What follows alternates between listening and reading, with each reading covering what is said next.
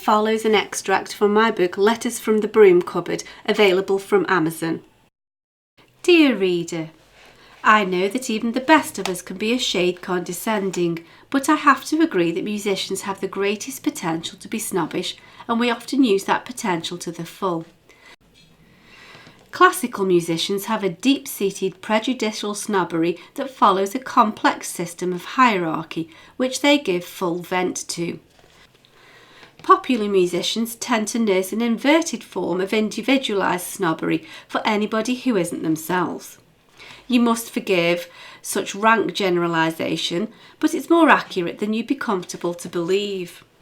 Flautists have the reputation for being gossipy and spiteful, and I'd like to think that I disprove this typecast. You'd have to ask around. Within the keyboard world, there's a pecking order which is finely tuned, if you'll excuse the pun, which divides and then subdivides between the organ and the piano genres.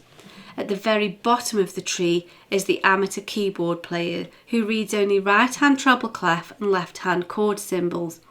I realise that there are some amazingly talented popular keyboard players, but they stand outside of this ranking system.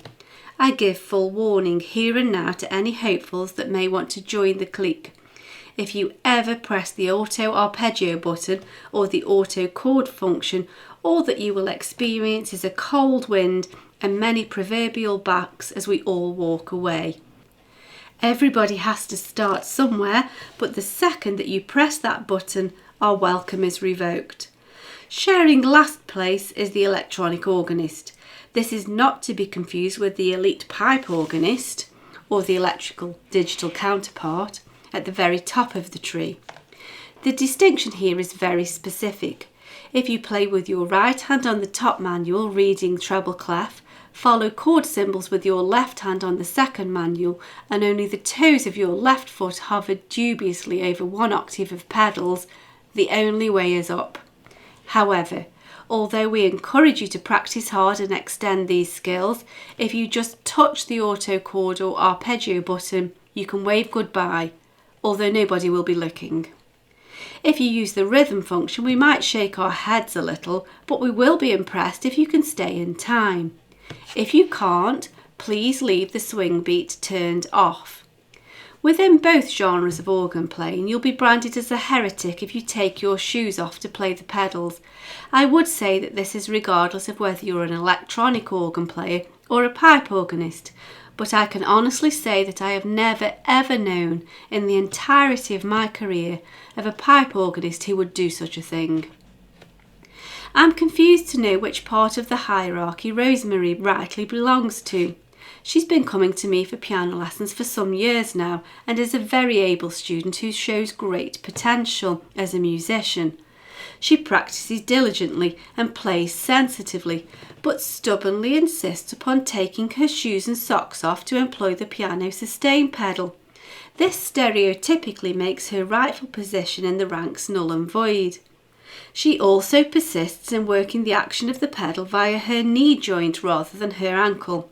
The result is a very messy affair in which her knee spasmodically jerks up and down while her prehensile toes grip the metal pedal. Musically, the correct effect is achieved, but the atmosphere is totally sabotaged. There's always one. You may be shocked to learn that such a pecking order exists, albeit an unspoken one, but that's just the way it is.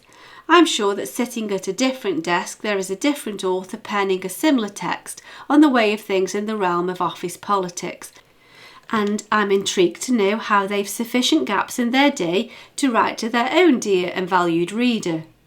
Maybe ledgers go missing and files fail to arrive as frequently as music pupils.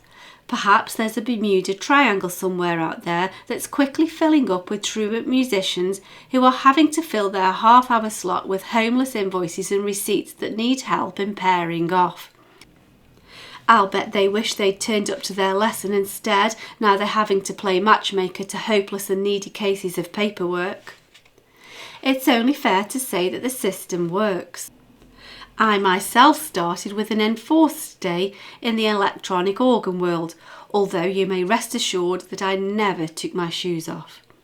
and the tangible sense of shame urged me to practice and practice so as to move up the ranks and shake off the humiliation.